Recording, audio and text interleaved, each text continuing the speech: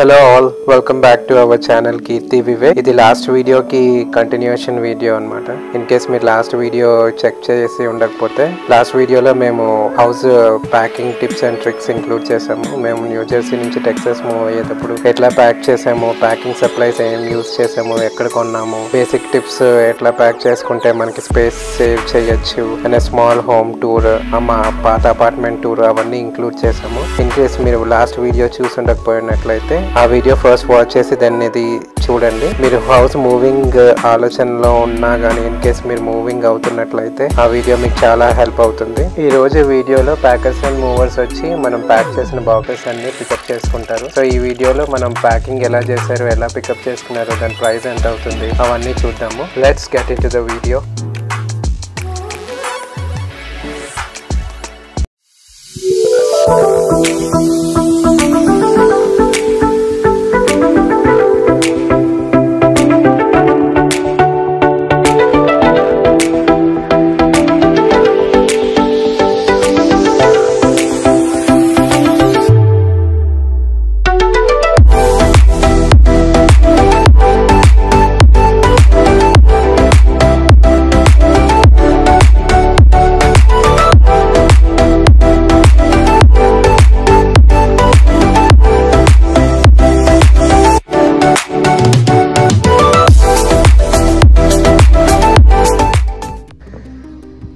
So furniture అంటే move అవ్వకముందు కీర్తి last ఒక 10 days ఉంది మా మూవ్ డేట్. ఇంకా ముందుగానే మూవర్స్ వాళ్ళని బుక్ చేసాం అనమాట. ఇప్పుడు సోఫాస్ అన్నీ వెళ్ళిపోతాయి, అందుకని ఎక్స్పీరియన్స్ చేస్తుంది లాస్ట్ మళ్ళీ ఒక 21 month దాకా ఉండు.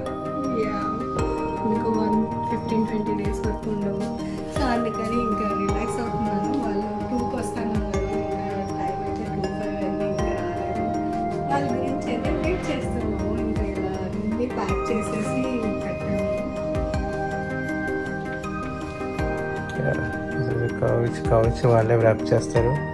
And this is rug, area rug, ఇది ఏరియా రగ్ అనమాట. అండ్ ఇవన్నీ బాక్సెస్ అన్ని medium size boxes with stuff అంతా కావాల్సిన ఇంటికి సంబంధించిన ఐటమ్స్ అన్నీ 11 boxesలో ఉన్నాయి. ఈ 11 boxes కాకుండా ఇక్కడ ఇంకో కౌచ్, ఇది కూడా వాళ్ళే ర్యాప్ చేస్తారు. అండ్ మనం ఇండియా నుంచి వస్తే మన దగ్గర అందరి దగ్గర ఈ చెక్ ఇన్ బ్యాగేజెస్ ఉంటాయి కదా, సో 5 of them. అండ్ ఇంకో 2 పెద్ద బాక్సెస్, ఇంకా టేబుల్ కింద కొన్ని బాక్సెస్.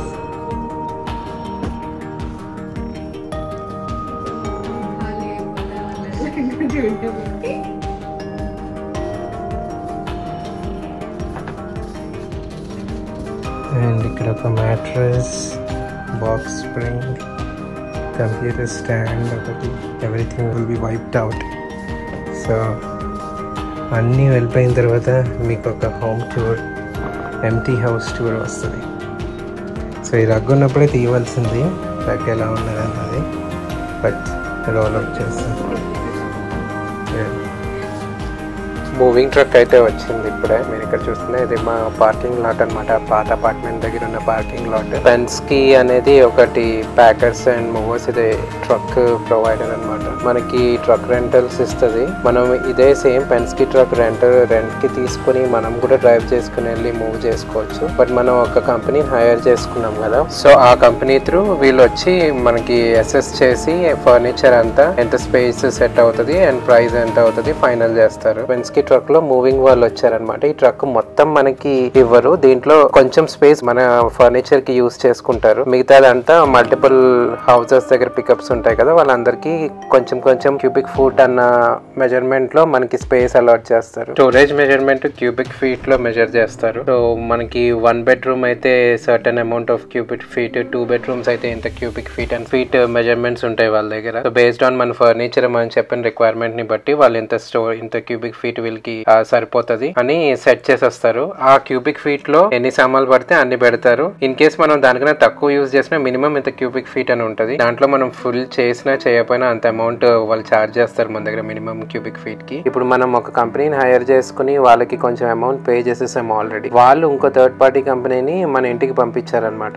వీడు వచ్చి మళ్ళీ ఆల్రెడీ మనకు ఒక ప్రైస్ ముందు సెట్ చేస్తారు. ఇది కూడా మాకు ఫస్ట్ ఎక్స్పీరియన్స్ అనమాట. సో ఫస్ట్ వాళ్ళు ఒక ప్రైస్ డిసైడ్ అయ్యి మీ ఐటమ్స్ ని బట్టి వచ్చి చూసాక ఒక కపుల్ ఆఫ్ $100 అటు ఇటు మీకు డిఫర్ అవ్వచ్చు ప్రైస్ ఐటమ్ సైజ్ ని బట్టి అండ్ స్టోరేజ్ స్పేస్ యూసేజ్ ని బట్టి మీకు ప్రైస్ డిపెండ్ అయ్యి ఉంటది అని చెప్పారు. సో ఇనిషియల్లీ మేము $1,800 కి ఓకే చేసాము ఈ మూవింగ్ ది. వీడు తర్వాత మళ్ళీ ఇంటికి వచ్చి చూసి బాక్సెస్ ఇవన్నీ స్పేస్ సోఫాస్ కౌచ్ ఇవన్నీ చూసి ఇంకా ఎక్స్ట్రా కోట్ వేసాడు అనమాట మళ్ళీ. సో 1,800 కాస్త మాకు 2,300 ఎంత వరకు వెళ్ళింది వీడితో మాట్లాడినప్పుడు. ఇంకా మాకు ఆప్షన్ లేదు అప్పటికి, ఎందుకంటే మేము ఆల్రెడీ ఒకటి పే చేసాం, వీళ్ళు వచ్చేసారు.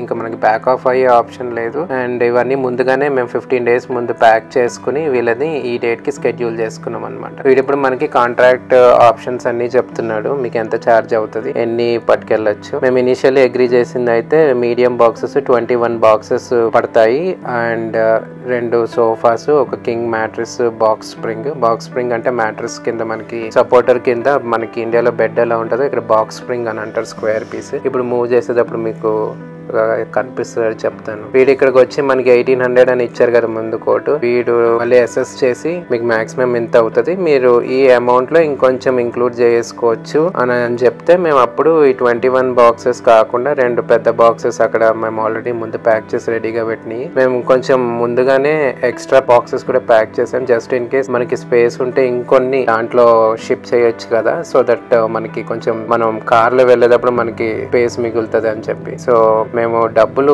ఒక $100 or $200 ఎక్స్ట్రా అవుతుంది అనుకున్నాం, కానీ ఇట్స్ ఆల్మోస్ట్ లైక్ మాకు ఒక $500 దాకా ఎక్స్ట్రా వీడి కోట్ లో అయ్యింది ఇప్పుడు. సో వీడు మనకి ఇన్సూరెన్స్ ఏముంటది, ఇన్సూరెన్స్ ఆప్షన్స్ ఏమున్నాయి అని ఎక్స్ప్లెయిన్ చేస్తున్నాడు ఇక్కడ. సో మనం మూవింగ్ చేసేటప్పుడు ఇండియాలో కూడా మనకి సిమిలర్ ప్రాసెస్ ఉంటది. మనం ఇన్సూరెన్స్ తీసుకుంటే కనుక on the way or delivery అయ్యాక మనకి ఏమన్నా ఫర్నిచర్ కి గానీ మన ఎలక్ట్రానిక్ గూడ్స్ కి గానీ ఏమన్నా డ్యామేజ్ ఉన్నట్లయితే వాళ్ళు మనకి ఐదర్ ఆ ఐటమ్ నన్ను రిప్లేస్ చేస్తారు, లేదు అంటే దాన్ని రిపేర్ కి అయ్యే కాస్ట్ ని మనకి రీఫండ్ చేస్తారు అనమాట. సో మనం ఇక్కడ స్పెషల్ ఇన్సూరెన్స్ ఏం తీసుకోలేదు. మనం తీసుకున్న ఇన్సూరెన్స్ ఎలా అంటే ఎన్ని యూనిట్స్ అయితే మనం తీసుకెళ్తున్నామో ఆ యూనిట్ కి ఇన్ని సెంట్స్ అని రీఫండ్ చేస్తారు అనమాట. For example 1 kg of item మనం షిప్ చేసాము అని అంటే 1 kg ఈచ్ గ్రామ్ కి 1 పైసా అని చెప్తారు. నేను జస్ట్ ఎగ్జాంపుల్ కోసం చెప్తున్నాను. ఫర్ ఎవ్రీ గ్రామ్ డ్యామేజ్ కి మీకు 1 పైసా రీఫండ్ చేస్తామని చెప్తారు. So in real time scenario మన ఫర్ ఎగ్జాంపుల్ మన టీవీ డ్యామేజ్ అయ్యింది అనుకోండి, అక్కడికి రీచ్ అయిన తర్వాత టీవీ వెయిట్ ఒక 10 or 20 kilos ఉంటుంది అనుకోండి ఫర్ ఎగ్జాంపుల్. ఆ 20 kilos కి 20 into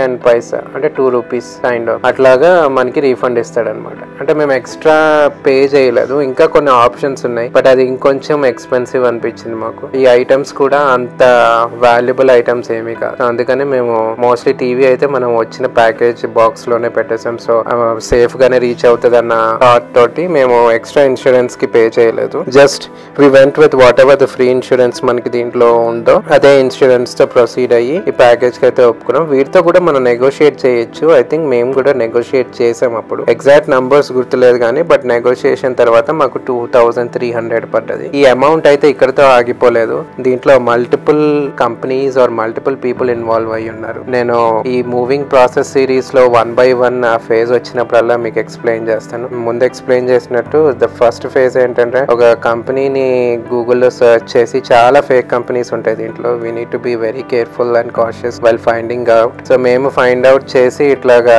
ట్రై చేస్తున్నప్పుడు ఫస్ట్ ఒక కంపెనీకి రీచ్ అవుట్ అయ్యాము. తర్వాత సెకండ్ కంపెనీ ఇదన్నమాట. సెకండ్ కంపెనీకి రీచ్ అవుట్ అయినప్పుడు ఆ రిప్రజెంటేటివ్ ఎవరితో అయితే నేను మాట్లాడానో వాళ్ళు ఒక సర్టెన్ కోట్ ఇచ్చారు మాకు. ఇది చాలా ఎక్స్పెన్సివ్ గా ఉంది, నేను ఆల్రెడీ వేరే కంపెనీతో మాట్లాడాను, వాళ్ళు ఇంతే కోట్ చేశారు అని చెప్తే వాళ్ళు ఆ కంపెనీ గురించి మొత్తం రీసెర్చ్ చేసి డీటెయిల్స్ అన్ని మాకు చూపించారనమాట. అంటే ఎట్లా చెక్ చేయాలి ఆ ప్రాసెస్ అదంతా.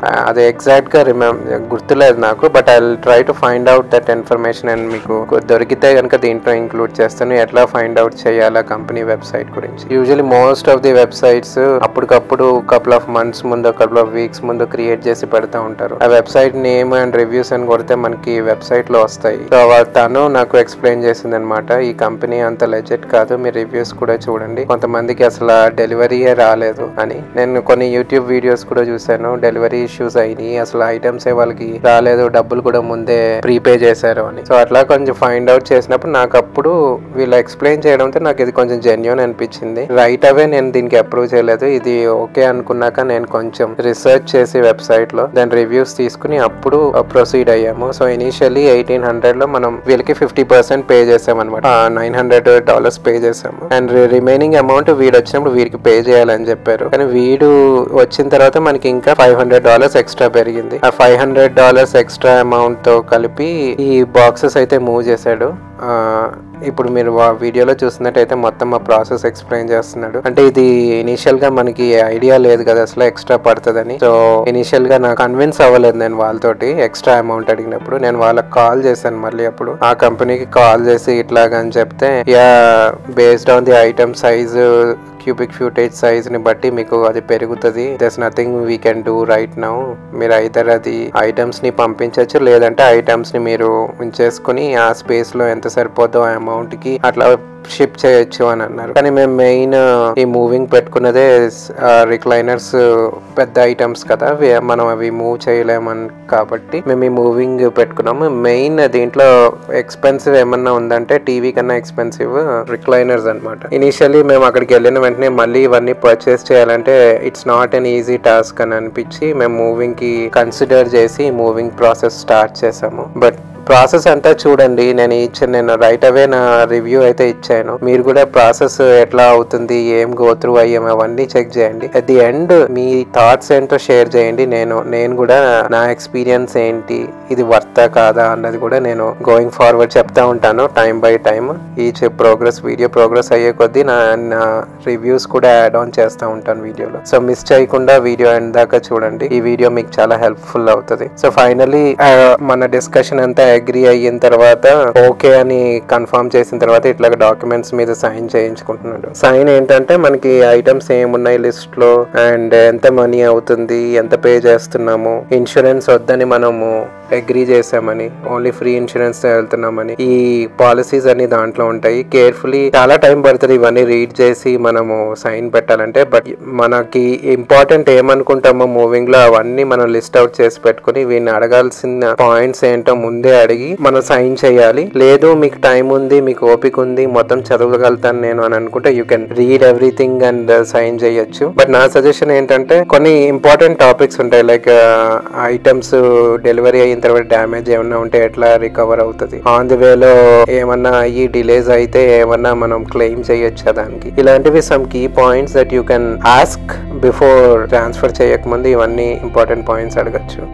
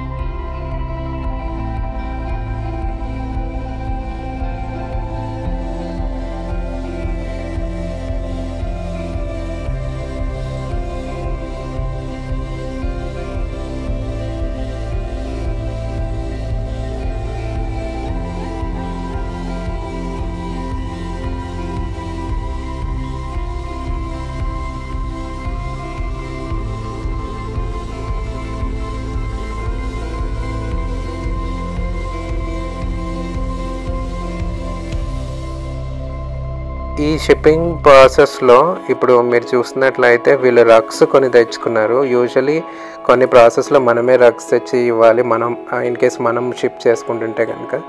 వీళ్ళు ఆల్రెడీ మేము ముందు అడిగాము రగ్స్, ఈ ప్లాస్టిక్ ర్యాప్స్ అవన్నీ మీరు తీసుకొస్తారా అని. వాళ్ళు అన్నీ వాళ్ళే తెచ్చుకుంటా ఉన్నారు. జస్ట్ బాక్సెస్ కూడా వాళ్ళే తెచ్చి ప్యాక్ కూడా చేస్తారు ఈచ్ ఐటమ్. కానీ వాళ్ళు ప్యాక్ చేసేటట్టయితే ఈచ్ బాక్స్లో మనకి ఒకటో రెండో చిన్న చిన్న ఐటమ్స్కే ఒక బాక్స్ అయిపోతుంది. సో అది నాకు అంత వర్త్ అనిపించలేదు. దానికి వాళ్ళు చెప్పిన అమౌంట్ చూస్తే ఇది వర్త్ అనిపించక మేమే అది ప్యాక్ చేసుకున్నాము. మనం ప్యాక్ చేసుకుంటే ఐటమ్ కాస్ట్ని బట్టి మనం అది పట్టుకెళ్ళాలా వద్దా అని ఆలోచించి ప్యాక్ చేసుకోవచ్చు. అండ్ స్పేస్ కూడా మంచిగా యూటిలైజ్ చేసి ప్యాక్ చేయొచ్చు. సో అట్లా మేము మీడియం బాక్సెస్కి అగ్రీ చేసాం కాబట్టి 21 మీడియం బాక్సెస్ అన్నారు కాబట్టి మేము అదే సైజు మీడియం బాక్సెస్ తెచ్చుకున్నాము. లార్జ్ బాక్సెస్ కూడా ఉంటాయి, దాని ప్రైస్ వేరేగా ఉంటుంది. ఇక్కడ మీరు సోఫా చూస్తే మా రిక్లైనర్ సోఫా హెడ్ రెస్ట్ అన్నీ సెపరేట్గా పార్ట్స్ వచ్చేస్తాయి అన్నమాట. సో అవన్నీ రగ్స్తో ప్యాక్ చేసి, పెద్ద సోఫాకి అయితే సిట్టింగ్ స్పేస్ని అయితే మొత్తం వాడు రగ్స్తో ప్యాక్ చేసి ర్యాప్ చేశాడు ప్లాస్టిక్ ర్యాప్లో. ఈ హెడ్ రెస్ట్ బ్యాక్ రెస్ట్ అన్నట్లకి ఏమో జస్ట్ రగ్స్ పెట్టి దానికి ఒక ప్లాస్టిక్ స్టిక్కీ టైప్ తోటి మొత్తం ర్యాప్ చేసేసాడు. అండ్ ఇప్పుడు ఇంకో 2 సీటర్ లవ్ సీట్ కూడా ప్యాక్ చేస్తున్నాడు సేమ్ వే, రగ్స్ వేసేసి పైన అది ర్యాప్ చేస్తున్నాడు. సో ఇంత రగ్ వేసి వీళ్ళు ఇంత ర్యాప్ చేసినా కూడా వాడు మాకు డెలివరీ చేసే టైంలో త్రూ అవుట్ ద వే బాగానే వచ్చింది. బట్ డెలివరీ చేసే టైంలో ఏమైందో మీకు ఆ క్లిప్పింగ్ కూడా ఇంక్లూడ్ చేస్తాము ఫర్దర్ నెక్స్ట్. ఈ ఇన్ కేస్ ఈ వీడియోలో టైం సరిపోతే కనుక అది కూడా ఇంక్లూడ్ చేస్తాం, డెలివరీ టైంలో ఎట్లా వచ్చినాయి ఐటమ్స్ అన్నది. సో ప్యాకింగ్ చూస్తే మాత్రం చాలా కన్విన్సింగ్గా అనిపించింది నాకు, ద వే దే ప్యాక్. ఎందుకంటే రగ్ చాలా థిక్గా ఉంటుంది. టాప్ ఆఫ్ ఇట్ మనకి ప్లాస్టిక్ ర్యాప్ కూడా చేశారు. జస్ట్ ఇన్ కేస్ ఆ ట్రక్లో ఏమన్నా water leakage or any liquid damage ఏమన్నా అయినా కానీ మన ఐటమ్స్ అన్నది వాటర్ సోక్ అవ్వకుండా మంచిగా స్టాండర్డ్గా ప్యాక్ చేశారనిపించింది. అండ్ ఇక్కడ నెక్స్ట్ చూసినట్టయితే మన కంప్యూటర్ డెస్క్ ఇవన్నీ కూడా ప్యాక్ చేస్తున్నారు. డిస్మాంటిల్ చేసేసారు వాటిని. ఏ ఐటమ్స్ అయితే డిస్మాంటిల్ చేయగలరో అవన్నీ డిస్మాంటిల్ చేసి ప్యాక్ చేసుకుంటున్నారు. ఇన్ కేస్ ఏదైనా డిస్మాంటిల్ చేయలేరు అన్నవి మాత్రం అలాగే తీసుకెళ్తున్నారు. ఇప్పుడు చూసినట్టయితే మ్యాట్రిస్ తీసుకెళ్లారు. మ్యాట్రిస్కి మేమే ఒక కవర్ జస్ట్ లైక్ మన వ్యాక్యూమ్ సీలబుల్ బ్యాగ్ లాగా మ్యాట్రిస్కి కూడా వస్తుంది. అది మనం వ్యాక్యూమ్ సీల్ చేసి రోల్ చేయొచ్చు.